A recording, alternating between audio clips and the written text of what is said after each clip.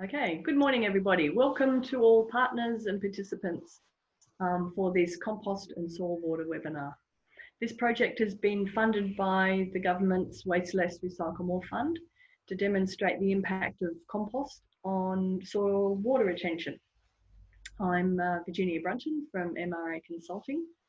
A little bit of housekeeping before we get started. We're recording this webinar for people who couldn't make it today. And it'll be available online soon. You might already be familiar with Zoom meetings, but I'll just show you some features. We'll be having a 10-minute or so Q&A at the end of the session. And to do that, at the bottom of your screen, if you hover, you'll find a little chat bar to click on. And if you just post your questions there, we will retrieve them and ask the panel the questions as they come up. Okay, let's get started. This project was made possible through funding from the Department of Planning, Industry and Environment through the Waste Less Recycle More Fund. It was held at the demonstration farm at Richmond Lowlands. This farm's operated by Greater Sydney Local Land Services, and I'd like to thank Peter Conasch and the team, Mario, there at the River Farm. They do a fantastic job. It's a great site to grow a lot of crops, and they're a great team. We also have Agnovate, Andy and Sonia Cameron. They provided the soil monitoring equipment and the expertise in its operations. Andy will discuss the equipment in a moment. University of Western Sydney, also provided an honours student to study the link between soil moisture and soil temperature. These results were presented during the last webinar and won't be covered here today. And credit to Australian Native Landscapes for once again providing a high quality compost to undertake this trial. So today we'll look at the purpose of the project, give a bit of an overview of it, look at how we set it up and discuss the results of it. So the project aims, as I've said, to demonstrate the impact that compost can have on soil moisture. There's a lot of advice to say that compost can positively impact soil water holding capacity, yet there's not a great deal of data to support it in the under Australian conditions, and particularly for vegetable farming. We've attempted here to fill that gap, and I think we've partway come to doing so. You know, there's an obvious need for this sort of work. Australia is experiencing more recently prolonged drought, and climate change will no doubt make the climate even more variable. Farmers increasingly need to be able to monitor and respond to various levels of soil moisture, and this is what we're trying to do today, is demonstrate how they can do that and what role compost might have in that. So the trial basically consisted of a summer crop and a winter crop. The first one was the winter crop with 3 cabbage varieties and a broccoli and a cauliflower. And the summer crop were 2 eggplant varieties, capsicum and some sweet corn. We did a bunch of measurements. We took yield and we did some pest and disease monitoring along the way. We were mostly interested in volumetric water content and at variable depths. You know, in order to measure plant available water. We also monitored rainfall, soil temperature, humidity, and as Andy will explain, there was, you know, various instruments available for us to do that. So this is the layout of the trial. We had a no compost treatment, a compost at 10 wet tonnes per hectare, compost again at 20 wet tonnes per hectare, and a 4th treatment where we had compost at 20 wet tonnes with a variable irrigation or reduced irrigation.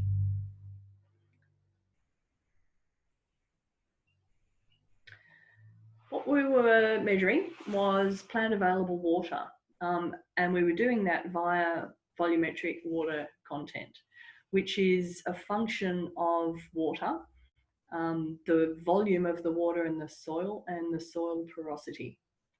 We were looking at it at 3 different depths, at 100 mils, at 200 mils deep, and 300 mils deep. The site, this fantastic demonstration farm is on a patch called the River Lowlands. It is close to the Hawkesbury River.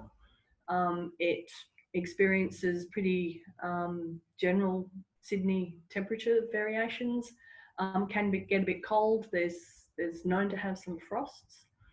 But the key characteristic of this site is the soil. And it is a lovely, rich alluvial clay. Historically, the site would have experienced periodic flooding and quite regular flooding.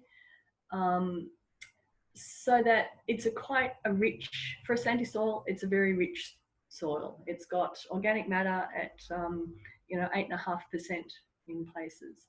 So it's got high fertility.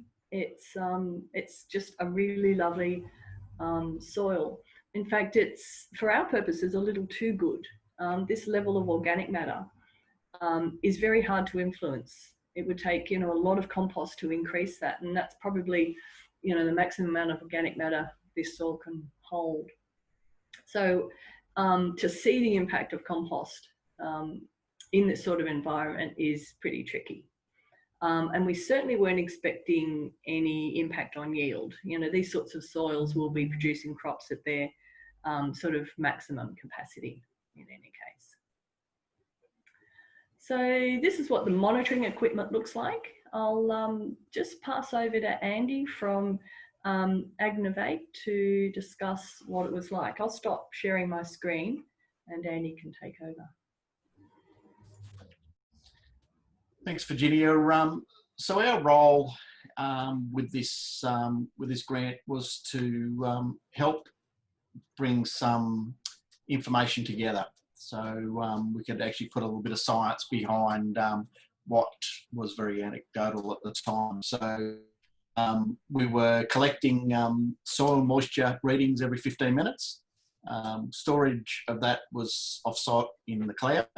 And then we could then aggregate that data, which then gives you some analysis of the water retention, of how it went, and put some things. So we went through all of that. So what we used was some devices. So we used a technology called the Internet of Things, which some people are familiar with and some people aren't.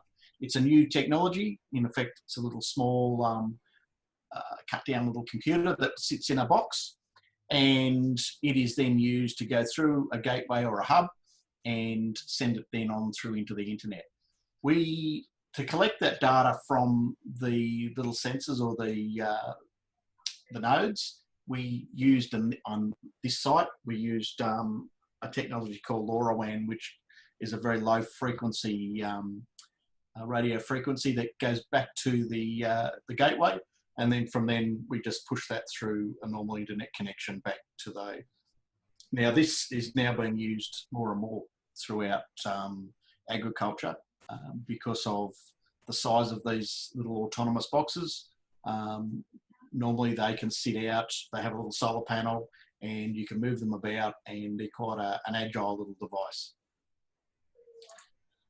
We used 2 devices in effect. We used the teranodes that collected the volumetric water content, the soil temperature, and the EC. So they were put in, as Virginia said before, at 100 mil, 200 and 300 mil profiles. And we also had a weather station there that collected normal weather information, so temperature, wind direction, speed, humidity and rainfall. And solar radiation, which we could use for a number of other parameters if you wanted to dig into it a little deeper. This is a slide of the actual placement of the sensors. So we dug a hole with a post hole borer, and we put the nodes in at the same variance, and then we backfilled. So in effect, all of them, all of the 4 holes were all set out exactly the same to try and get some consistency across the trial of the 4 beds. The data, and I think Sol will talk about this a little later, we collected those readings every 15 minutes, which in effect was probably a little bit, there's a lot of data that we were collecting. So you could imagine collecting 15 minutes worth of data, every 15 minutes over a 24-hour period over seven days. You're collecting a lot of data. So it can be very noisy. But it can also show you exactly when things are moving. So we went through and collected those. We could then start to see how these plots were starting to deal during the hot days and also the cooler days, and even during rain periods. That data was then sent off into a cloud-based storage. And then we could then start to pull that out. We can then start to view trends, and we can also export that out to then extrapolate that data out and start to manipulate it. And you can do that. The joys of all of this now is that you could do it at your leisure. So you can start to work on the data. You can look at the trends, but then you can also start to extrapolate the data out a lot earlier, where the old data loggers, you'd have to wait some time for the data, and then you'd have to go out into the field, collect the data, bring it back. This can all be done anywhere in the world. This was some of the dashboards you can look at. Just gives you you can look at it monthly, daily, whichever way you want to cut and slice and dice. So you can see in this part of the dashboard there some significant events that changed the amount of water that was available, and that was during that extreme weather event we had after the extreme dry period we had, and you can start to see that there was a spike of available water. And this was the other side you can look at. You've got a dashboard. You can then start to look at trends and look at why sometimes you've got to dig into the data to actually see why you're getting some anomalies. And we did come across some of them. That was happens when you're collecting data.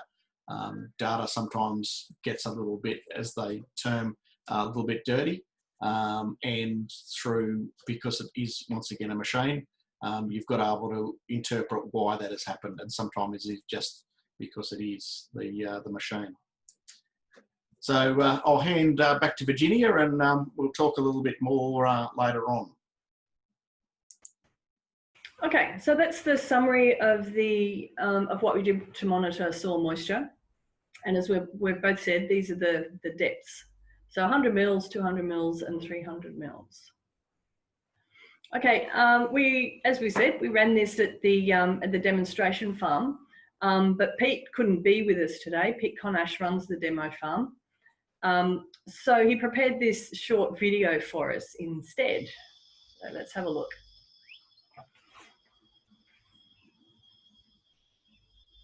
For the last few years, we've been working with New South Wales EPA through the Waste Less Recycle More program, which has allowed us to start to use green compost waste.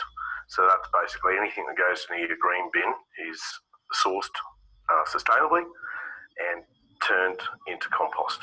So through the use of compost, what we're trying to show is the flexibility of that particular product. It allows those with light soils to increase water holding capacity, structure, the physical characteristic. The soil microbiology can also increase considerably with the use of compost. But the other thing is too, even on heavier soils, it still has benefits. The compost is actually a brilliant product where it can be amended at the facility before it comes out to the grower. So the way we've done this is to get some ground truthing or get some real basic data on the site. and then create a product that would actually suit us. So it's not something you just go and buy off the shelf. So get your agronomist involved, get some soil testing done, and then move forward, incorporate that material, but then add value add to it. So you might want to add some fertilizer, you might want to add some lime, but it's a product that can be amended in such a way to suit your property.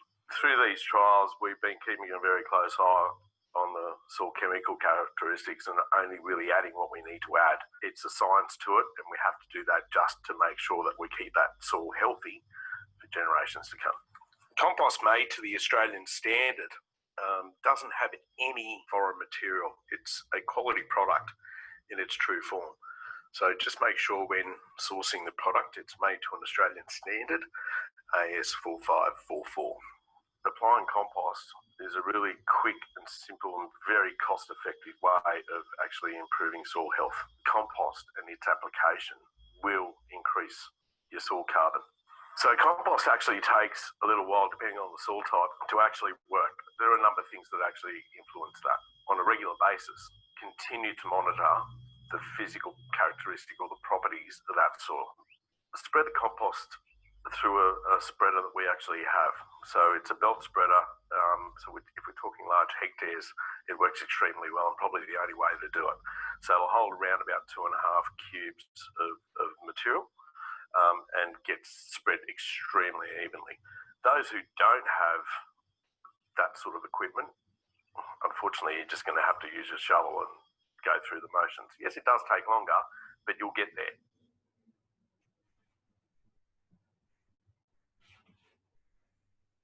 Excellent. Yeah, that was great. Thanks very much, Pete. So the two crops that we used, the summer and the winter crop, as I said before, they had a number of crops within them. So within each bed, we had 4 or 5 individual rows of different crops. They gave us a lot of material to look at and certainly some good data on harvest and how well the crops did. We weren't that interested in yield once we realised that the performance of the crop was always going to be at the top end. Like, we weren't really expecting compost to influence the amount of yield, given that the soil condition is so good to begin with. But yeah, it was always going to achieve maximum yield in this site, which is, why it's such a good site to be working on, except when you're looking for differences between compost. So let's have a look at some of the results. The harvest results of the first crop I've just consolidated into one slide, primarily because there was no significant difference between the treatments. There's a lot of variability in the data just because we were measuring things like head volume and head weight. If you've got a difference between, one cabbage head in a treatment, it makes a significant difference to the overall data. But what it shows is that between treatments, there was no significant difference. So the amount of compost wasn't impacting yield. And bear in mind that that's really what we expected to happen. And that once we knew that, that was what we had expected. So we weren't too concerned that we weren't influencing yield. With the next set of crop, this is crop 2 over the summer period. It was not the ideal season for crop production. Not only did we have bushfires and some of the hottest days in summer, but then we also had floods. However, we did manage to get yield data. You can see on the right-hand side there that image. That was 23rd of January, one of the hottest days of the year, and the crops were just collapsing. It was, it doesn't matter how much water you put on at that point, the plants are just too hot. So the data, once again, there was very little difference between treatments in terms of yield. The bell capsicums, no significant difference there. The midnight eggplant, had a significant difference in the fruit weight for the second treatment, 20 tonnes per hectare. So a significant weight gain in the fruit, not so much the size of the plants, but in the size of the fruit. The black eggplant, no significant difference amongst the treatments there. And the same with the corn.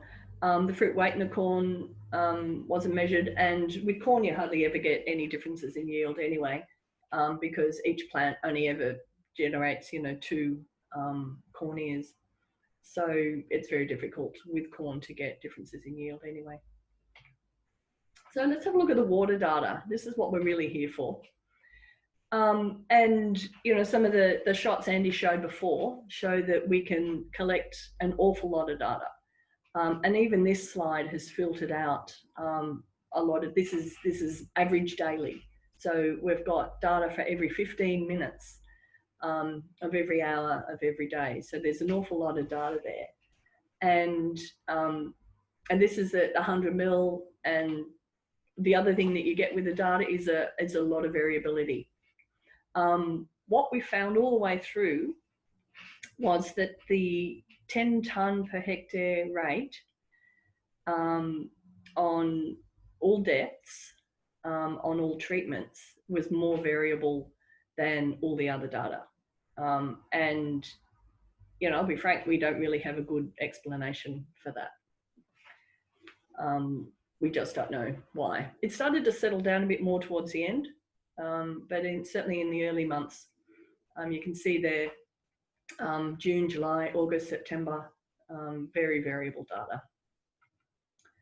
So we, and then Sol will talk about how he filters the data out and filters out the noise. But this is the general layout of the data. There's some obviously seasonal fluctuations in how much soil moisture there is. You can see where crop 1 and crop 2 were planted, and this is overlaid over precipitation. You can see that obviously the soil moisture responds very clearly and very rapidly to particularly rainfall events. Less so for irrigation. The green blocks there are irrigation.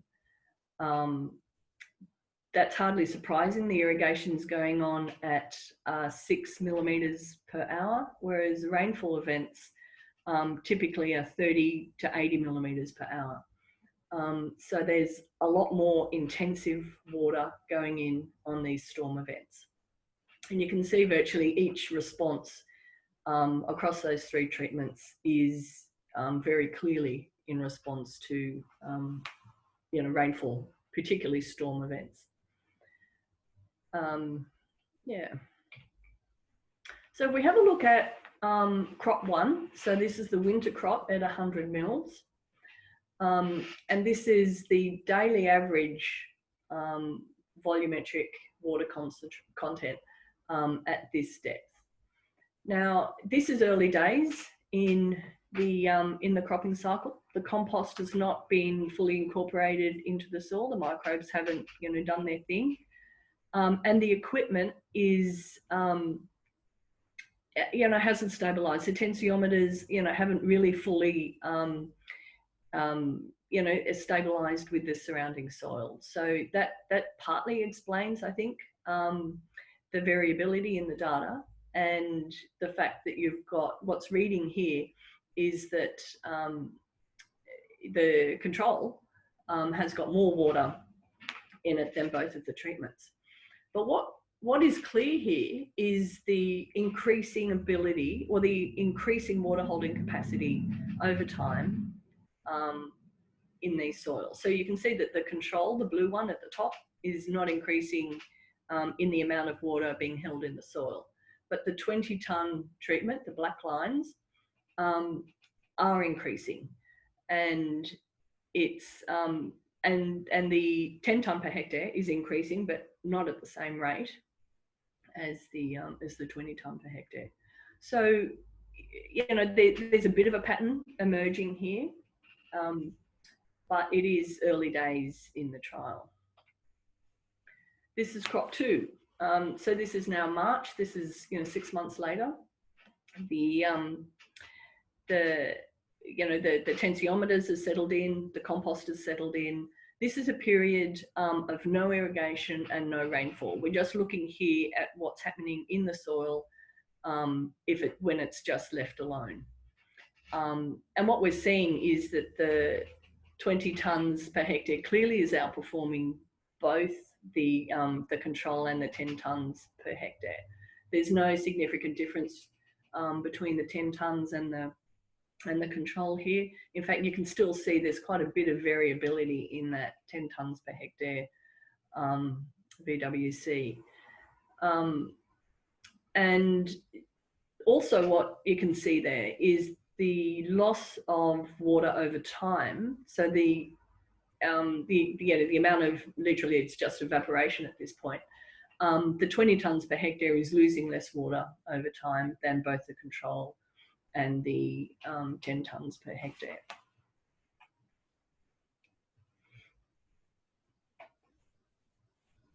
So back to crop 1, but at depth now. So we're looking at the VWC at 200 mils deep. And it's early days again, so we're still looking at when it's not all settled in. But what's striking here is the variability in the 10 tonnes per hectare. And this is at 20 mils. So the compost itself has only been applied to the surface and rotary hoed in. It's not been incorporated to 20 centimetres deep. But what we're seeing is a lot of variation in that 10 tonnes per hectare rate. And as I said before, we're not sure why that is. And it's consistent across all treatments at all depths. But what can be seen here is that the 20 tonnes per hectare rate, again, is losing less water than if we just ignore the 10 tonne, because it's hard to see what's happening there. That's certainly the 20 tonnes per hectare is losing less water than the control is, which is really, this is the story that we're looking for. And we'd have to ascribe that to the impact of compost, because there's no other differences between these treatments. So that was crop 1 at 200 mil. Oh, okay. So what I was looking for here was the trying to work out what's happening with that 10 tonnes per hectare and to see if it was responding to rainfall. And maybe it is. There's certainly a response here to this rainfall event, but what's causing this rise, don't know. Here's a rainfall event and there's a bit of a rise. Here's a rainfall event and there's a delayed response. Here's a rainfall event and maybe that's the response to it and it drops off, and here's another one. So, and there's a response to irrigation. So maybe that's what's going on. It's a very reactive, maybe that's what it is. It's just more reactive at 10 tonnes per hectare, and maybe at 20 tonnes per hectare, it's dampening out. Yeah, that's maybe a reason, but it's still unknown really. We'd have to do a lot more work on this to work out what's going on at that 10 tonnes per hectare. So this is crop 2 at 200 mils. So it's the same thing. So this is crop 1 at 200 mils, and this is crop 2. So this is the summer crop. Again, a fairly similar story. Lots of variability in the 10 tonnes, a higher water concentration in the 20 tonnes per hectare in comparison to the control and to 10 tonnes. And again, trying to see if there's a pattern with irrigation. Precipitation, because there's no irrigation happening at this point. And it's less clear. Like here's a massive rainfall event, but no response here. Much more response here with the control and the 20 tonnes per hectare. But 10, there's a bit of a response, but not very marked. No responses here to talk about. And here there seems to be a negative response. So, we need to do more work on this. Yeah, and this is at 200 mils. So maybe the delay in response I don't know. It's not making much sense really. And if we have a look at then crop 1 at 300 mils, again, it's not particularly clear as what's happening here. What we can see is that the 20 tonnes has got a lower baseline water content, but the patterns, the response patterns are similar between all three depths, all three treatments. Oh, next. And this is crop 2 at that same depth. There's a rainfall event here, clearly marked in the middle of March. Interesting here is that there is very little response from the control treatment, but 2 quite marked responses from the 10 tonnes per hectare and the 20 tonnes per hectare. So this is quite a nice story in that there is clearly a better water absorbing capacity with these 2 treatments. And I think this very steep spike is just reflective of how volatile that 10 tonnes per hectare application rate is. Okay. So there are some limitations on this data. The weather particularly caused some issues. We had droughts and we had fires and we had floods, all of which not only physically damaged the crop and the site, but also took staff away. Both Peter and Andy were fighting fires at this point. And we also have gaps in the data because there was power outages and there was physical disturbances. There was fluctuations in access to the internet. So some of the straight lines that we saw in those earlier raw data was due to these data gaps. But look, I think we're starting on the right track in getting the data we need in order to begin to understand what's really going on. And this data in particular is the clearest part of the story. It is showing that at 20 tonnes per hectare we're getting increasing water holding capacity and increasing ability to retain water.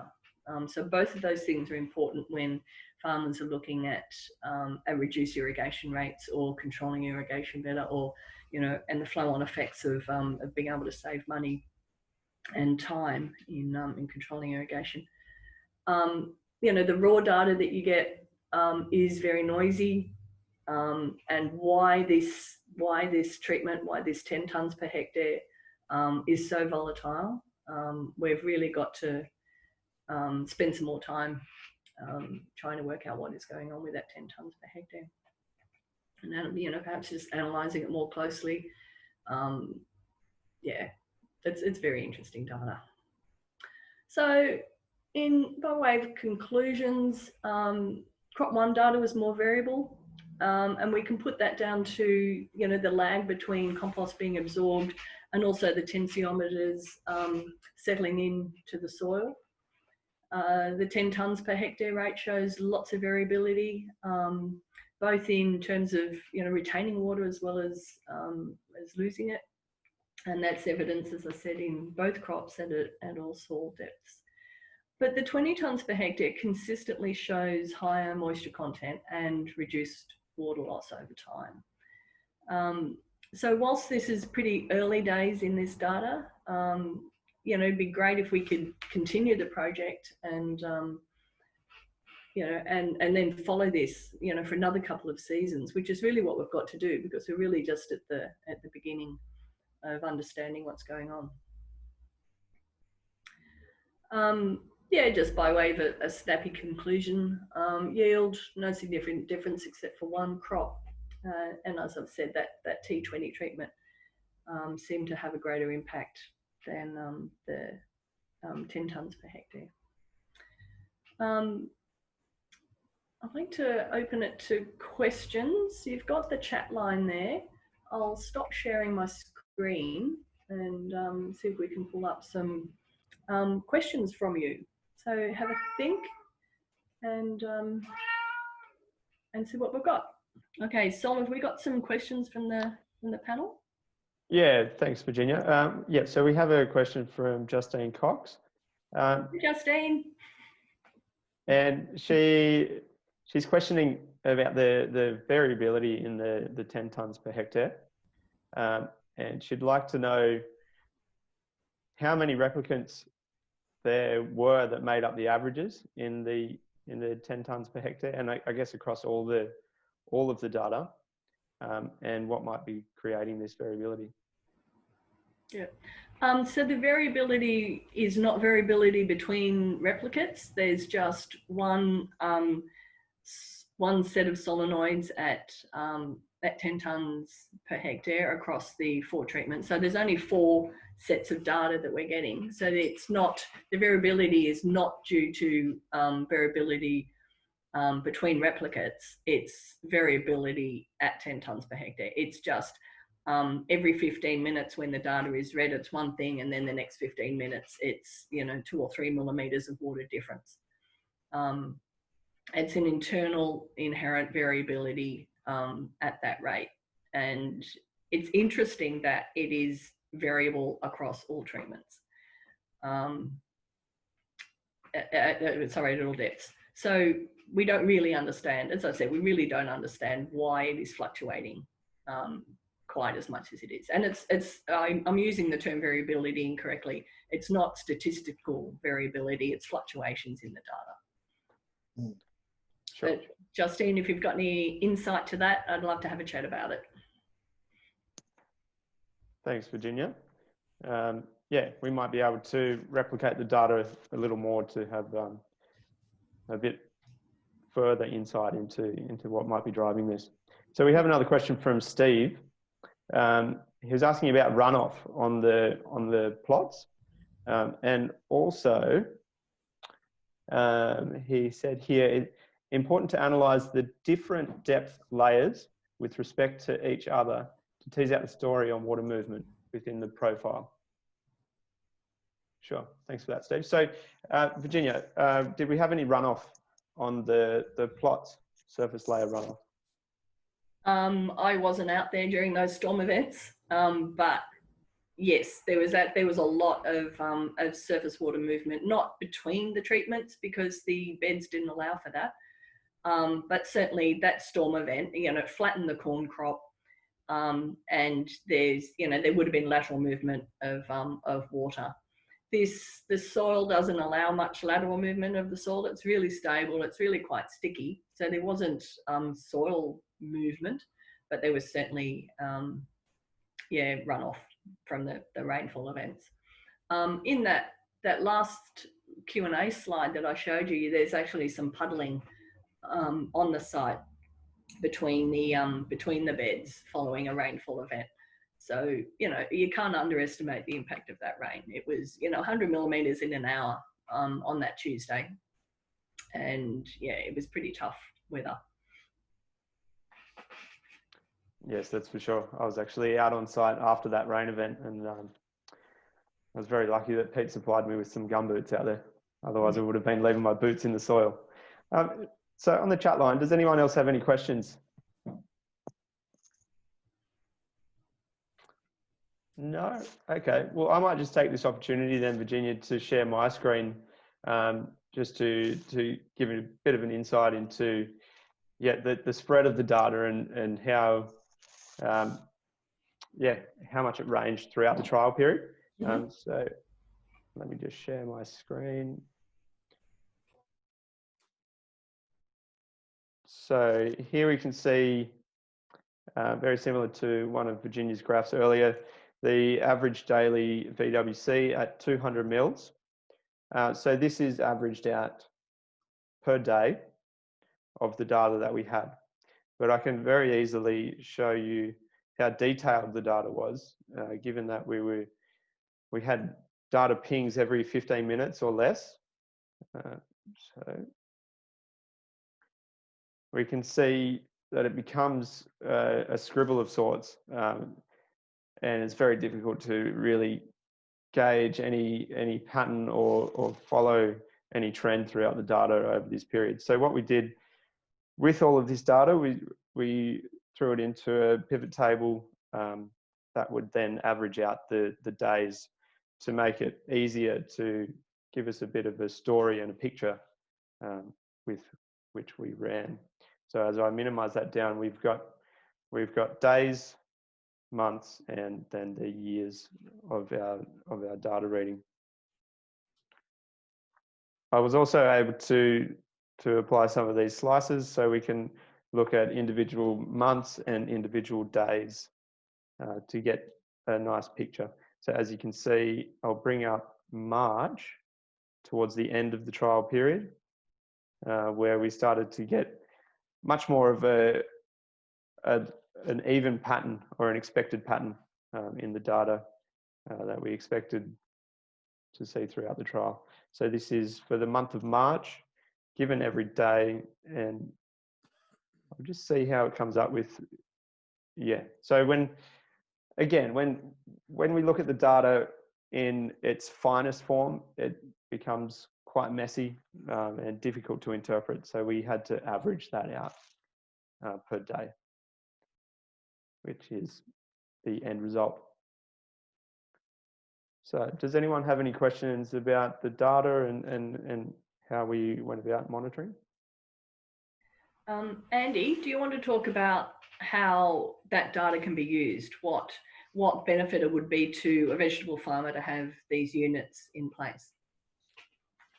Thanks, Virginia. I think going back to when we did the original workshop, we had one of the students from Western Sydney, Erin, and she was measuring soil temperature.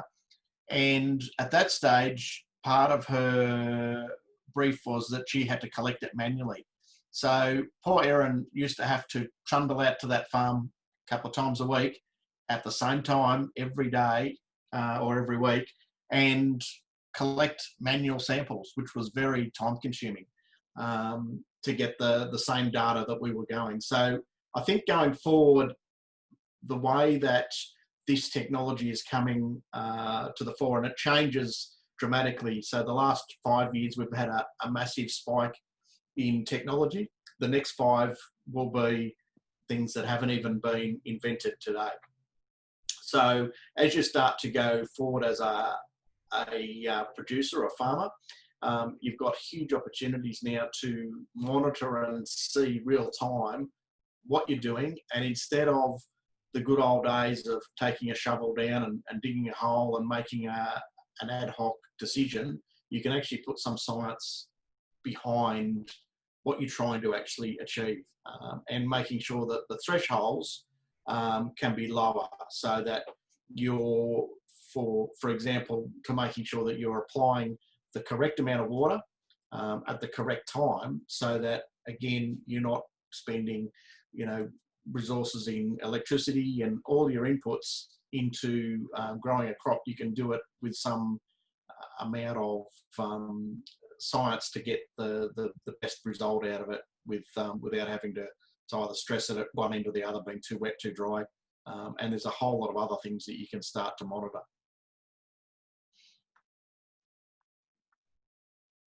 Great, thanks, Andy. We have a question on the line. I think this will be directed more so at Virginia. She's asking about soil carbon and the loss of carbon over time. So Virginia, would you be able to supply a comment on the loss of carbon over time and how long the compost effects may last? Yeah, okay, so this project wasn't so much about soil carbon, but the interesting thing about this particular farm is the level of organic matter in the soil means that the level of soil carbon is very high. And we know that soil carbon drives virtually all of the positive processes in soil. And then, so if we were on a really rough sandy soil and we were applying compost, we'd expect the impact of that compost to take, between 3 and 6 months to start to be, fully incorporated into the soil. And then, the sort of rule of thumb for compost is, you know, about 1% of the carbon in the compost is actually retained in the soil for the long term. And that's because compost is only partly carbon, and only part of the carbon in the compost is what we call recalcitrant carbon or long-lasting carbon. So when you apply compost, what is really happening, what the important stuff is happening is that the available carbon in the compost becomes available to microbes, and microbes literally eat it up and consume it and transform that carbon into more recalcitrant carbon. And the more they eat and the more they degrade the compost, the more they drive the biological processes in the soil. So it's actually it's not so much the physical attributes of the compost, although that's part of the story. A lot of the ability of a soil to increase its water holding capacity comes through the humus that is transformed from the compost. And it's humus that is the real sponge in soil. It holds water, it holds nutrients, it holds sites for microbes. It's really the essence of a good functioning soil. And you know, the more compost you can add, the more microbes can break it down and the more humus you have. So it's not really the raw compost that impacts, it's the transformation of that compost into humus and humus-like compounds in the soil that actually impacts all the positive things that we're looking for in the soil. So the effects can last for hundreds of years, or they can last, you know, one growing season. If a farmer routinely cultivates the soil, rotary hose it, dries it out, all of that disturbs the activity of microbes, and it both increases them and reduces them depending on really what's going on. But the more active the microbes are, the more readily that compost is used up, and then the more a soil is fractured through rotary hoeing, the more exposure there is for that carbon that you're trying to retain in the soil to the activity of microbes, and then it degrades. So, you know, whilst microbes both consume compost and make humic products available, they also, you know, literally consume the compost, and there's less carbon in the soil. It's a really complex relationship, and depending on how well the site is managed is really the influence on how much carbon accumulates in the soil from the application of compost, not just literally the application of compost. I'm not sure if that answers your question, but I could talk compost and carbon forever, but that's a summary. Yeah. Excellent. Thanks for that. That was extremely detailed. So we've just come up to the 11:30 mark. We'll look at wrapping it up. If there's any other questions on the chat line, you can throw them in there and we will try to address them after the webinar. Also, we'll be sending around a link to this webinar to all of the attendees and also to everyone else that signed up that couldn't make it today. The webinar will also be available on YouTube for viewing on demand. So thank you all. Thank you, Virginia. Yep. Thank you, yeah, Andy. I'd just like to thank everybody involved in the project. We hope to continue it, and we will if we can raise more funds. As I said, we're right at the beginning of this journey, and you know, the equipment is still on the farm. So if we can, we will raise further funds to continue the work. Remember that we've recorded this webinar. We'll make it available online to you and to others who couldn't make it. But thanks again for attending, and thank you very much to the department for making the funds available, and for the team for making it all possible. Thanks very much.